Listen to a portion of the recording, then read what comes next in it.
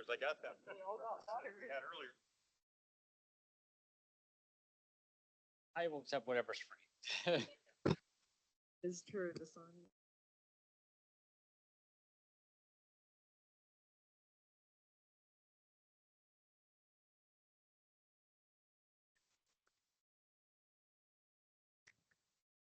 Folks, we've got one more minute, so feel free to get any food you want, any drinks you want, and then grab yourself a seat.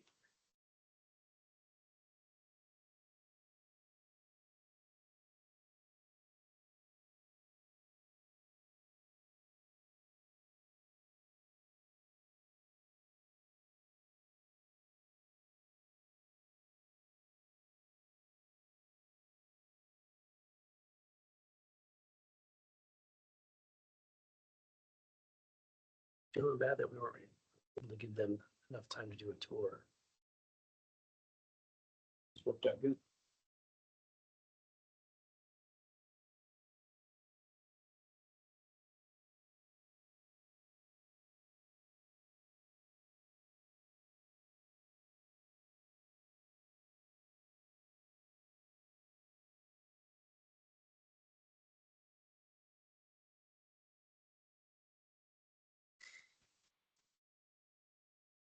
All right, welcome aboard. Hi, everybody. Glad to have you.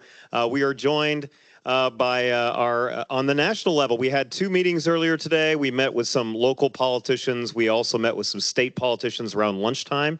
Now, this afternoon, we're joined, and the congressman, unfortunately, I can't pan the room. We got real good turnout, so we're looking forward to hearing from the congressman today. Now we get to hear a little bit of national politics, and we are joined by the representative of the Ozarks, effectively, in the U.S. House of Representatives, Republican Eric Burlison. Round of applause. Round of applause. Thumbs up, sir. Thumbs up if you can hear us. Thumbs up if you can hear us. Perfect. Well, we can hear you. Great. Guys, once again, this is our last meeting of the day for Civics Connection Day. Good to see you folks. If you're one of my students, make sure that you sign your sheet in the back again, even though this is an additional meeting that you went to. Make sure you get that signature before you leave so we can see that you were here today. Anyways, my name is Andrew Crocker. I am the co-sponsor of Politically Active, OTC's nonpartisan student, effectively our politics club here on campus. I'm joined by three cabinet members. Feel free to take a moment to introduce yourselves, and then we'll go ahead and hand the mic over to them.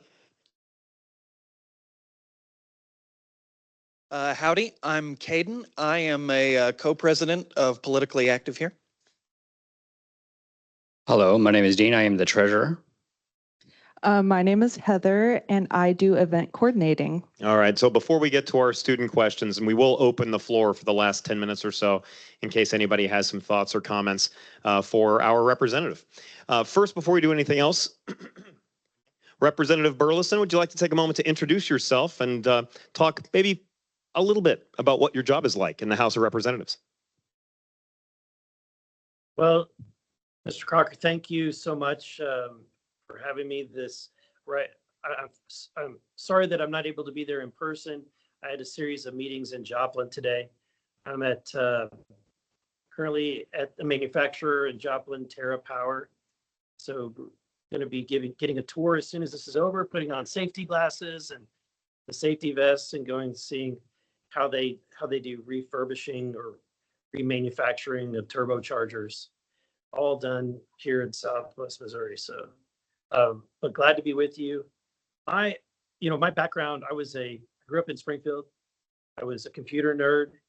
I spent 20 plus years in IT as a software engineer. Graduated with an MBA from Missouri, back then it was Southwest Missouri State, and went into finance as well. So I became an independent investment advisor with Charles Schwab. I was brokering with them, did option strategies. And along the way, I just became politically active. I was, use your reference, I became politically active. I started getting involved in different campaigns on the local level, put out yard signs, stuff envelopes, whatever anybody needed, I was willing to do. And I would attend the local club meetings. In Springfield, we've got, on the Republican side, there's a club called Pachyderm's Club. which is like a lunch meeting club.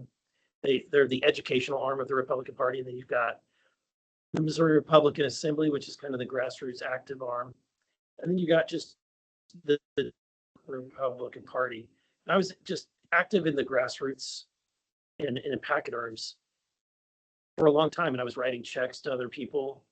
And at one point, somebody said, you would be a great candidate for office. And I didn't want to lose my job. I have a family. I didn't want to go down in salary and make that huge of a sacrifice. And when I was in a job evaluation with my manager at the time, and she said, where do you see yourself in 5 years? And I said, well, I don't really know. I was just asked to run for politics. And her response was to me that if you did decide to go, we value you enough that we're not going to let you go. And we will work, whatever hours you can allow yourself to work for us, we'll take. So it really kind of felt, I'm a person of strong faith. I felt like that was God opening the door. And I ran for state house and won, and then served in the state house for 8 years, and then set out for a couple of years, and then ran for state senate. And then along the way, the seat for U.S. Congress opened up. The difficult part about being a congressman is you cannot have any outside income. And so I had to sell my financial client, my investment clients, sell that practice, give up my private sector career in order to do this. And I'll tell you, I'm just as busy, if not more busy, as I was when I was working 3 different jobs at the same time. The daily life of a congressman is on Monday morning, 6:45 in the morning. I'm headed out to Washington, D.C. I have to take 2 flights, one from Springfield, usually to Chicago. And then from Chicago, I take a separate flight to D.C. because there is no direct flight. So after about 7 hours of travel, I get to Washington, D.C. at about 3 o'clock in the afternoon. And then I have a series of meetings throughout that day on Monday, and going into about 6:30, 7 o'clock votes at night on what they call fly-in votes. And then after that, I have a meeting with the Freedom Caucus strategy session about what's going on for the week. And then usually on Mondays after that's over, meet with a constituent or two and do a Capitol tour, like a late night tour of the Capitol. I usually am in bed by, 11 o'clock at night and get up the next morning. I decided this year that just to make more friends in Congress, I decided to join the congressional baseball team. And so, which is kind of a different, I've always avoided those kind of things because I felt like they're not part of the job. They're really not productive.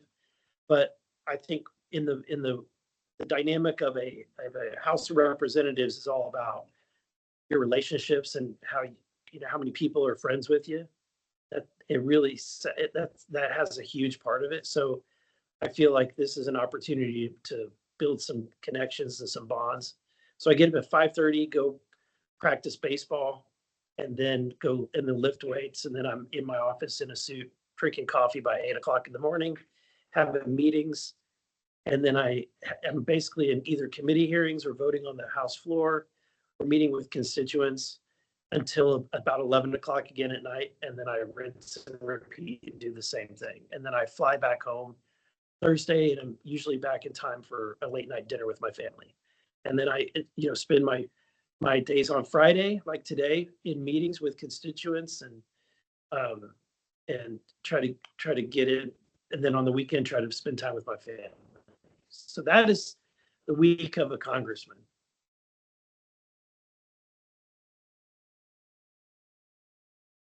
So, of course, you are the chairman of the House Subcommittee on Economic Growth, Energy Policy and Regulatory Affairs. Could you shed some light on the process of being in one of these congressional subcommittees? Yeah, it's as a sophomore, it's pretty rare to be a chairman of a subcommittee. So it's a big honor to be that chairman, and it's the subcommittee that of a really very broad topic, economic growth, energy and regulatory reform. Really, there's almost anything that can meet under that umbrella. Our job, my job as the chairman, I have staff that's been dedicated to me just for that committee. I have about 3 staffers, and they organize hearings. So our first hearing was on the state of our energy infrastructure and how we're facing a shortage when it comes to electricity generation. And that we're really not going to be able to meet. I mean, the outcome of that hearing is even people on the left come to the conclusion, like my Democratic ranking member said, you know, they acknowledge that we have to pursue electricity generation outside of solar and wind. You just can't. We're not going to be able to power the future that we want to power with just solar and wind, and they're inefficient in their use. So we're trying to make a move as a country. We want to see small modular nuclear become more prevalent. Right now, there's not any commercially used small modular nuclear reactors. So our committee is investigating what we can do regulatory wise to make that easier to happen, so that we can, because at the end of the day, we're in a new space race or an arms race with China over artificial intelligence and data processing. We will lose if we cannot have abundant and affordable electricity to power these data centers. So this is a make or break moment, and that's why we've got to get all hands on deck. Thank you. I would also like to say thank you for being here today. My question for you refers to something I saw on your website. It says you are part of the Committee of Oversight and for Government Reform, and that you recently proposed a bill that would remove mandatory dues for federal employees. I'm just kind of asking what made you want to push that kind of bill? Yeah, so this has to do with labor unions. Look,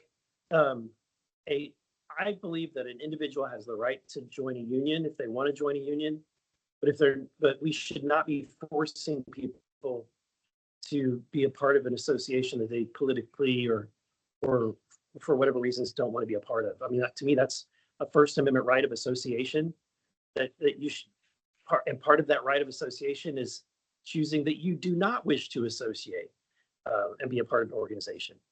That being said, the other aspect of labor unions is that for the longest time, for decades and decades, even presidents like Roosevelt and Kennedy, all the way up until really Joe Biden, advocated that public sector unions, I believe up until Biden, Obama, they were advocating that public sector unions really should not be a thing, because when a group of people are unionizing, they already have a vote. If you are, as a citizen, you have the right to vote in the people that represent you, who are appropriating the dollars for your salary. You already have that vote.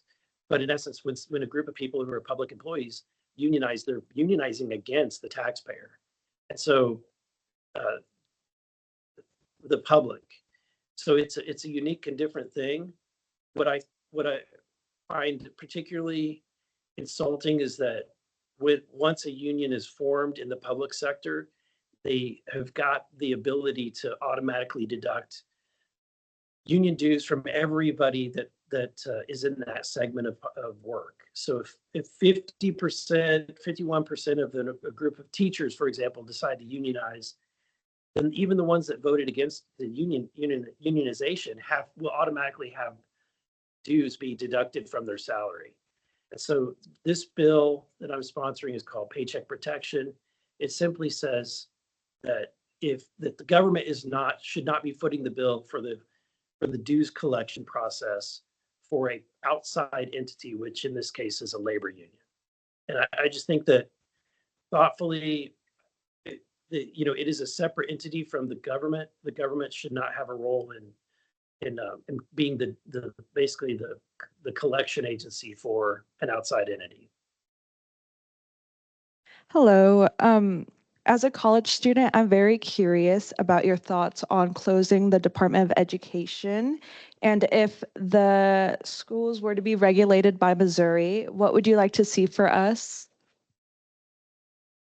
That's a good question. So I think that what's interesting is the way in which they closed it. A lot of the major aspects, most of the major aspects that people care about have been repositioned to different agencies. So for example, Pell Grants, Stafford loans, all of these are now are under the responsibility of, I believe, the Treasury Department. So that doesn't go away, but at least you're utilizing already existing staff in other agencies, and you're able to basically become more efficient and streamlined. The more money that we're not spending on overhead on the federal level is more money that we can send back to the states, and then money that can ultimately end up in the classroom. When it comes to Missouri, on the K through 12 side, I support school choice.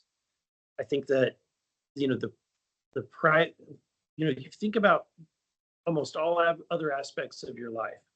Restaurants, for example, the fact that you have an abundance of choice in where you're going to have dinner tonight is a result of the fact that these restaurants have to compete with each other, and they're competing for quality and the price of their product and the convenience, right? So they're competing on all of those aspects. And so because of that, you get oftentimes a good quality product for a good price.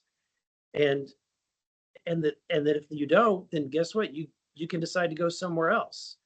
And businesses will thrive or they won't. Education system is stagnating in the United States, and the numbers do not lie. Our K through 12 we're spending more money than almost all other countries, but yet we're not getting the top results. And so I think that we need to lean into what America does best, which is compete. And in order to do that, we need to let schools compete for their students and for those dollars. What about the socioeconomic disadvantages that most people face in the US, and how competing could be a little bit more difficult for those disadvantaged? No, I actually think that you're going to give for anybody that's economically disadvantaged, school choice actually lifts them up. So because right now, if I'm in a community and I have poor performing schools, I have no choice whatsoever. Only the people that have money can afford to get their kids out of those poor performing schools and pay for a private school. But what I'm suggesting is that we start giving that same level of choice that the families that do have the means. I think that we need to extend that same level of choice to kids in the poor economic situations. Can I ask about how you go about that? We were visited earlier by a couple state legislators who are right now kind of trying to figure out what exactly Department of Education does or does not look like going forward. How much of it is your job to communicate with your state legislators about not just education, of course, but just what is going on in your office, what you guys are wrestling with on the national level to perhaps give the state some direction? Yeah, there's some coordination and communication, but at the end of the day, a lot of the decision making is currently in the state's hands. But most of what the federal government does is write a big check to each state, and then the state decides what to do with that money. The state of Missouri, those lawmakers are exploring doing school choice, and I applaud them for that. And I would love to see a version of that on the national level. But I think the most realistic outcome is going to be the continuation of what we do today, which is basically block granting education dollars to the states.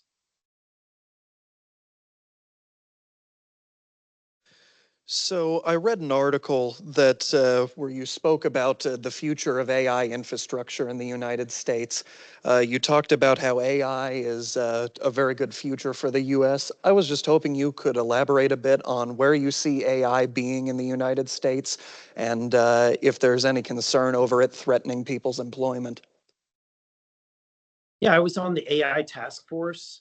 Um, I'm probably one of just 3 members of Congress that even know how to program anything. And so, because of that, I get put on anything related to cybersecurity or AI.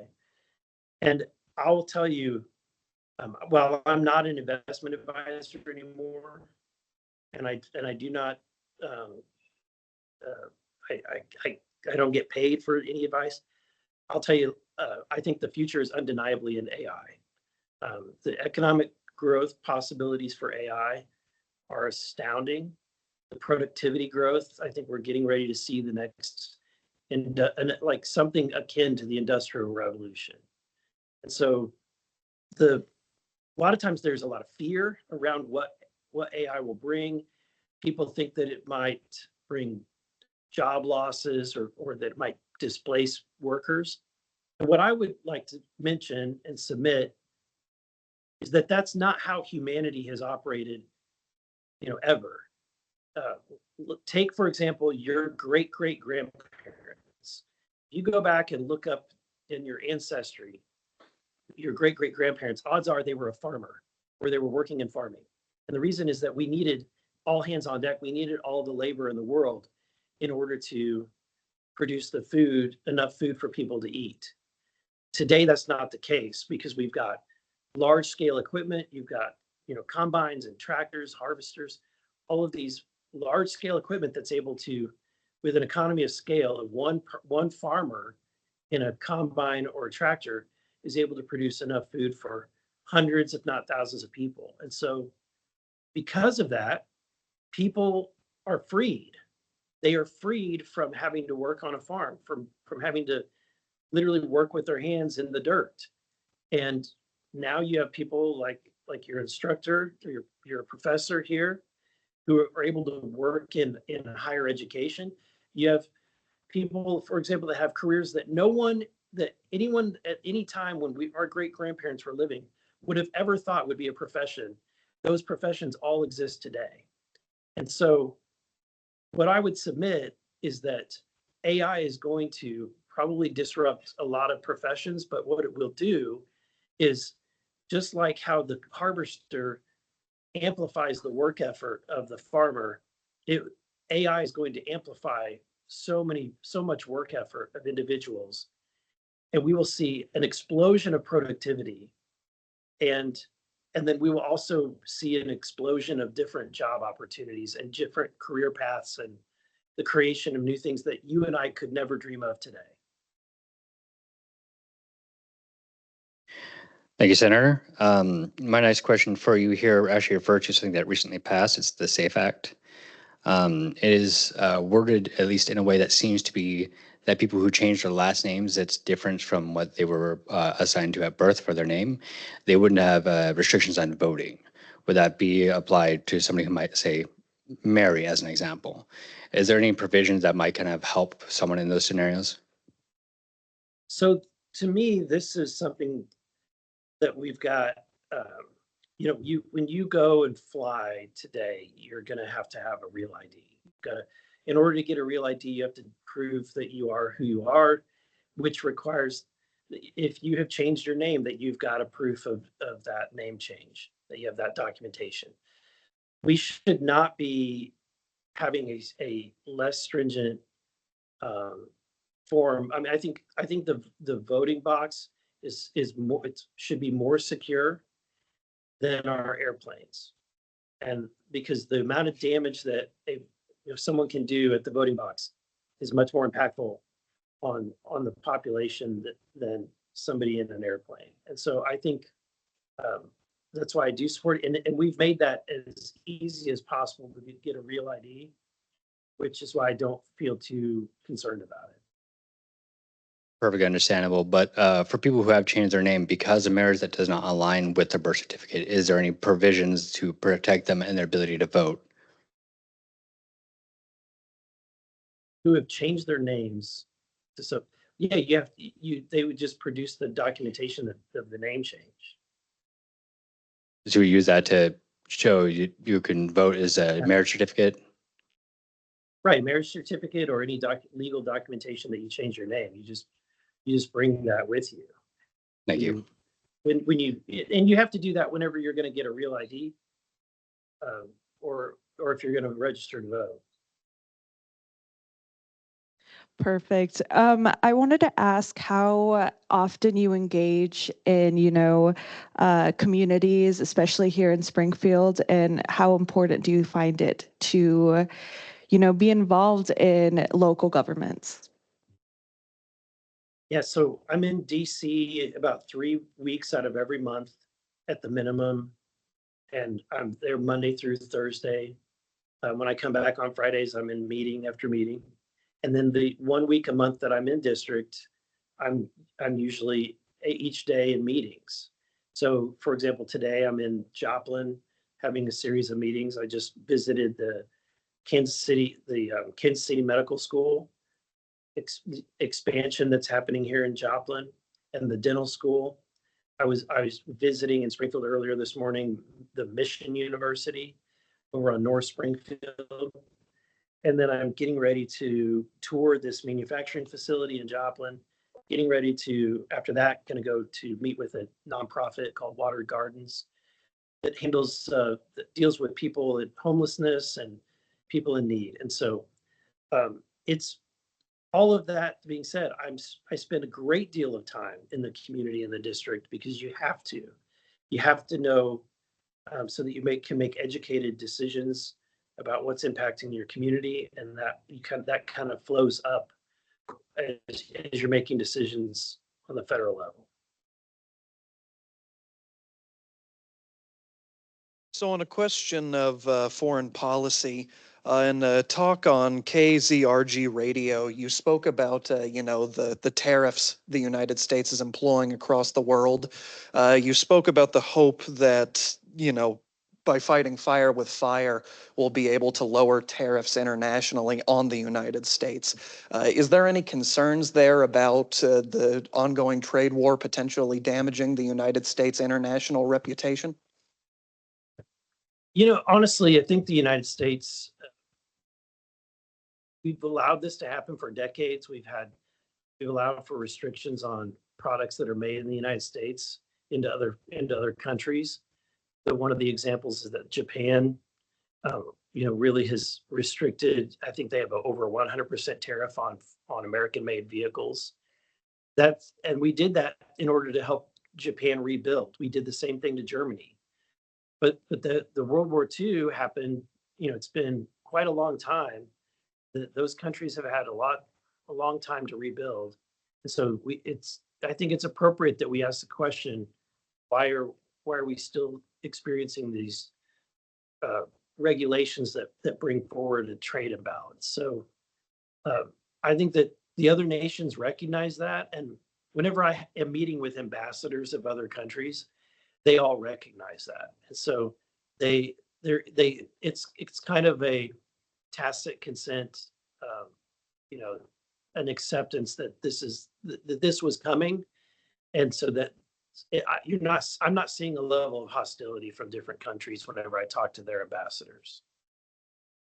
Can I ask you about something that I'm sure every single congressman has to deal with, because you guys vote on every issue under the sun, including foreign policy. Now, the vast majority of the members of the House are not, military strategists, but you are all asked to vote on aid for Ukraine. If that is not your background, whether it's aid on Ukraine or any of the 50,000 things that you have to vote on any given year, how on earth do you go about? What's your process? How do you educate yourself to vote on, and not just, military strategy, but any number of things that you might not consider the expertise you had going in office? Yeah, that's a good question. No one can be an expert at everything. So you have to rely on those experts that are in Congress. and have a little bit of trust in your colleagues. But you also have a lot of opportunities to meet with constituents and different groups to get up to speed. So, for example, the company I'm talking with today at TerraPower, they have a lot of input regarding the tariffs and some of the regulations on manufacturing.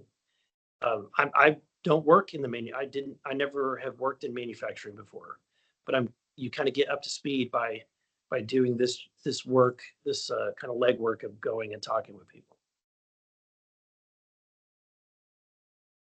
Thank you. My next question is also about tariffs. With the current 10% tariff on imported coffee, as an example, is there any provisions that we push hopefully in the future in regards to amping up the production of coffee beans?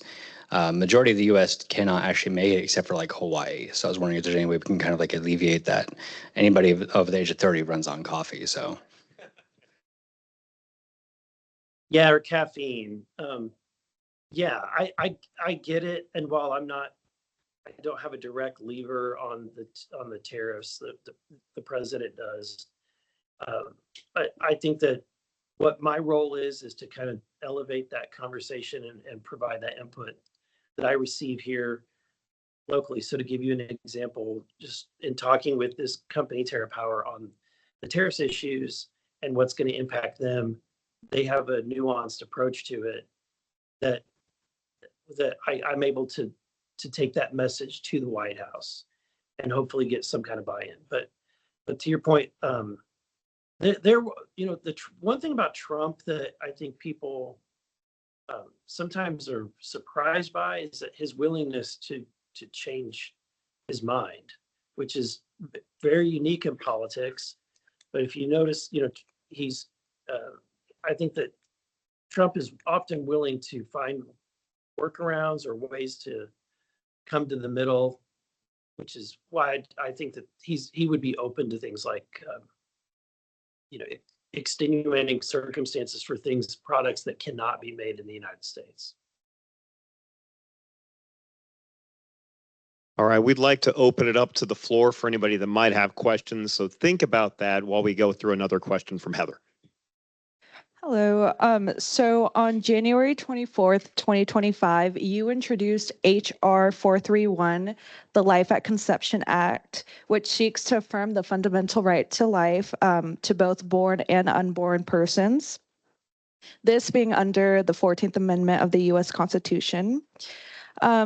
President Trump did praise the overturning of Roe v. Wade as a restoration of states' rights, showing allowing individual states to make that decision themselves. In light of that, how does federal legislation align with or challenge the decisions made by states like Missouri, where voters recently approved Amendment 3, which certified the right to abortion? So what would your bill do to standing legislation like that? Yeah, so to me, this is a topic that it's about my core beliefs.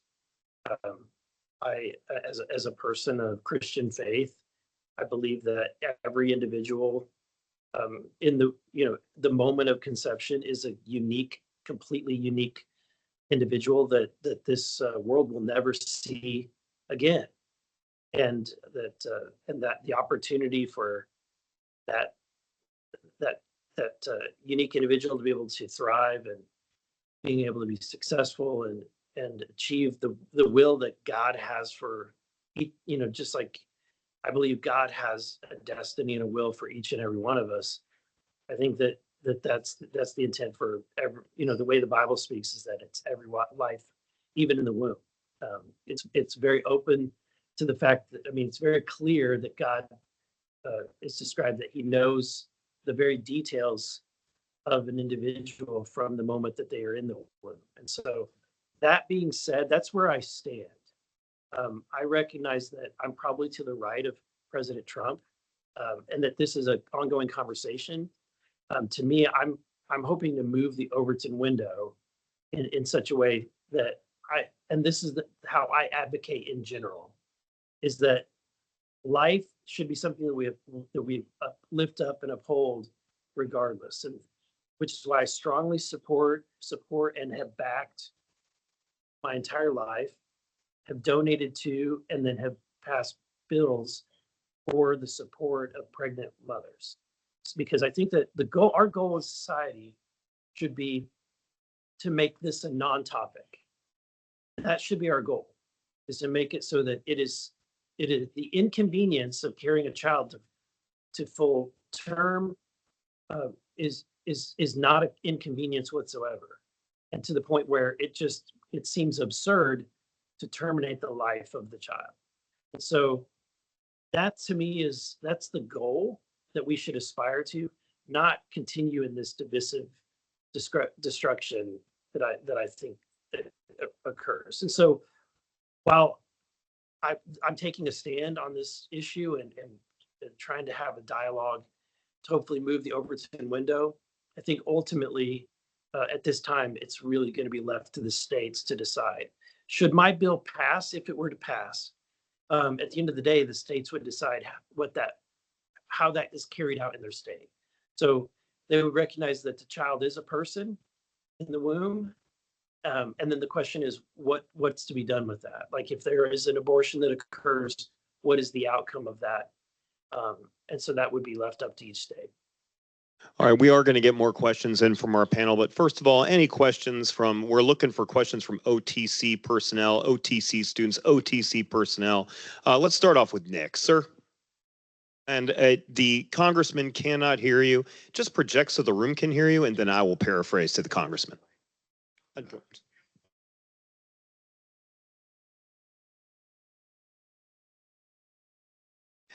He has a question about the balance of powers, sir. He's asking how you feel about President Trump's executive orders, on many subjects, rather than allowing Congress to work through them. Your thoughts? Yeah, at the end of the day, the president has Article 2 powers, and we have Article 1 powers. The president, I think that what we're experiencing in a big, heavy debate right now has to do with what's called impoundment. This goes back. So in Missouri, for example, the legislature, we control the purse, we appropriate, and the governor has to live within the appropriation level. So if we appropriate $100 million towards OTC, the governor can decide that he can spend up to 100 million. He can't spend more than that, but he could withhold and spend less. And so that's the distinction, because you're giving that authority and the discretion to the executive. And I think that is the right approach on the federal level. And that was the approach until 1974, when Congress passed the Impoundment Control Act. They did that because there was all the conflict with Watergate and Richard Nixon. It was both Republicans and Democrats wanting to punish Nixon, who had been withholding money that had been appropriated. So they passed something that I think has put us into the situation that we're in today. And what they passed through the Impoundment Control Act says that if Congress appropriates something, that agency has to spend the money that Congress has appropriated. The ramification is that they spend it whether they need to spend it or not. And which is why you hear story after story every year of different agencies that will just be looking for anywhere they can to spend money. And that's not a healthy way of governing. And it's a reason why we're $37 trillion in debt. And so I think that we need to return to letting the executive branch have some of this discretion. But that's what Donald Trump is doing. He's trying to press this issue because he believes his people, and I tend to agree with them, believe that the Impoundment Control Act is unconstitutional. It has not been tested. It's not been pushed to the Supreme Court. But the belief is that if they can take a good case, they believe that they can overturn the Impoundment Control Act. There are members of Congress that have bills that to eliminate the Impoundment Control Act and return it to the way it was before Richard Nixon. So this is a this is a very in the weeds topic, but it has a significant impact on the appropriations of the United States. And I think that right now is the biggest fight that's happening between the balance of powers between the executive and the legislative branch. We have another cabinet member with a question. Sarah, you have thoughts?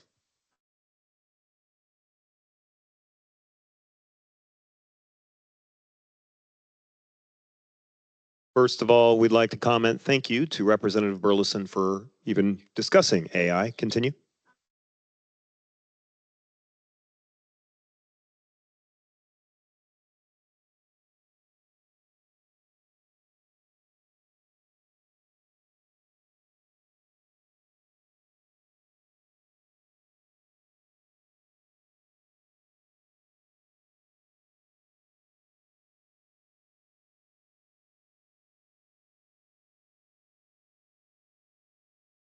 Our cabinet member, Sarah, agrees that there are large benefits to AI. She's very concerned about the downsides, though. She references a video of J.D. Vance that went viral of him criticizing the Trump administration, which was, you said, completely fabricated? Yeah, AI generated. So since, and I think you and I, Representative, can think of far more dangerous downsides of AI. So while you explore this, what do you believe should be done to curtail some of the threats from AI? That's what our task force really kind of researched for quite some time. I think that where we came to the conclusion is at this time, if we try to impose regulations on AI, it will have a stifling effect. It will be throwing cold water on something that we need to let grow and see what happens. And I think that what happened during the .com and is something that I can relate to. Whenever the internet was becoming a thing, when you would hear talking heads on the Today Show and other shows talk about the internet, they didn't even understand what it did or there was a lot of fear and a lot of what if and worst case scenarios that were being thrown around. You certainly had hacking that was occurring. You had negative things. And the truth is, when you look back at the internet, while there's a tremendous benefit, there's not exactly everything that the internet has brought us has been good. And so, but we as a society have to balance that out. And I think that we need to let this play out before we make dramatic decisions on policy on AI. Thank you, Senator. My question for you is that the founding members of our country set up that Congress should have the power of the purse. Given that the president has been sending up tariffs, do you think any president, regardless of Mr. Trump or anybody else, do you think that they should have the ability to set tariffs, especially the ones as high as he has done? Yeah, I think the Constitution gives the president direct authority over that. Now, Congress can set tariffs, but we have to do it in law. One of the debates that's occurring right now is on the budget reconciliation bill. Congress, a lot of people that don't want to make spending cuts are trying to factor in the revenue that we're bringing in from tariffs that the executive branch has implemented. The problem with that is that you're talking about make permanent decisions on permanent policy that the executive branch would have discretion over. So if you're gonna do it correctly, you would need to put them into law, which I don't think is going to happen. So I do think that he does have that authority within reason, but Congress also has the authority to institute tariffs. Glenn, did you have a question earlier? I thought I saw your hand up. Go ahead, sir. He thanks you for your time, first of all.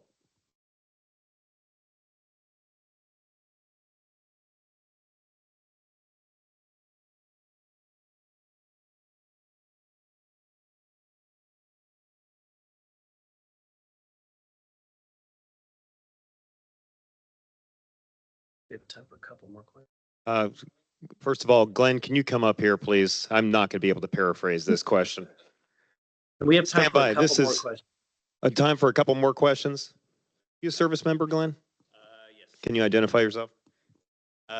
Glenn Martin, prior Air Force combat loadmaster, current student here at OTC. And thank you for your Um, service. Thank you. Yeah, so what are the thoughts on AI development by ethical source data versus unethical source data? An example of ethical would be where there's willful participant groups, such as the case of open source AI or Neurosama AI, versus unethical sources where you have unwilling or unaware participants, and where the data is further used for data source mining or information resale, such as with Meta AI and ChatGPT. Yeah, I mean, to me, OpenAI, this is the same thing that you could say about anything that happens in the private sector. You've got nonprofits that do work, you got nonprofit healthcare systems, and you got for-profit healthcare systems. And at the end of the day, I think they all provide value, and it's up to individuals on what they want to use and what they feel comfortable utilizing. Heather? Oh, the House has recently passed HR 1526, the No Rogue Ruling Act, which seeks to limit the ability of district courts to issue nationwide injunctions against executive orders. How do you respond to critics who argue that this legislation undermines checks and balances and threatens judicial independence? Yeah, I honestly think that it's actually correcting what is a complete imbalance. I mean, the fact that you have an individual district court judge in a small in one section of one state that's able to override the president of the United States and or Congress is absurd. And so that's why I think that on the local level, I mean, as a system of federalism, that structure is designed so that that you've got the division of power both on the federal level. You've got it. So think of the federalism to me is like a cake that's a multi-layered cake that's been cut in three parts. On the top level of the cake is the federal government, cut in three parts: executive, judicial, legislative branch.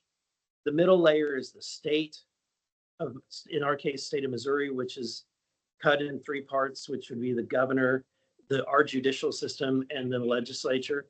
And then the lower part of the cake, in most circumstances, is the county. So, which would be in Greene County, we have the county commissioners, which is the executive. You have the circuit court, the local county courts, and then you also have the policy division, which is in our county, it's the Eastern and the Western commissioners.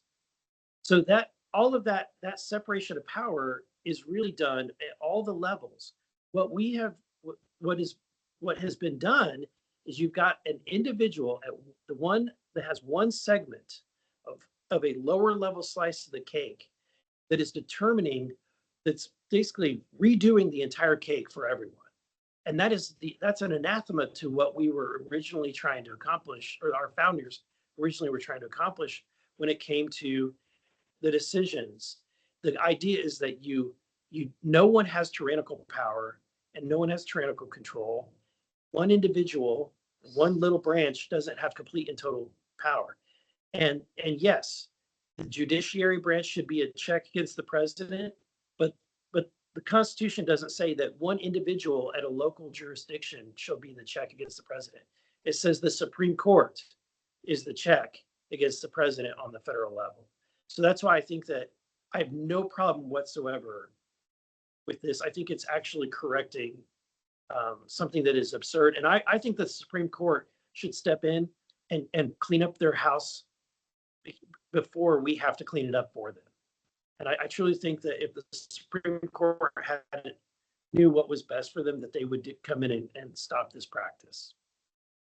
All right, round of applause for our guest speaker. Thank you so much, sir. Thank you to Caden, Dean, Heather. Questions from you guys. Great job. And can Thank you, Dean. real quick. Thank you, Heather. Yeah, and real quick question: if I am a constituent wanting to reach out to you, what would you recommend? Number one way to reach you? So in my office, I have a local office here in Springfield, and then one in Joplin, and then DC. So it depends on what you want to talk about, but you're welcome to call any of them, and they'll get you the right person. And our website is burlison.house.gov. So if you just look me up on the internet, you'll be able to find my phone numbers. We are accepting internships. Okay, that's great information. Thank you. And you made me hungry for cake too after that conversation. So thank you everybody for being here today, and have yourself a fantastic evening. Grab some food on your way out. And sir, thank you again.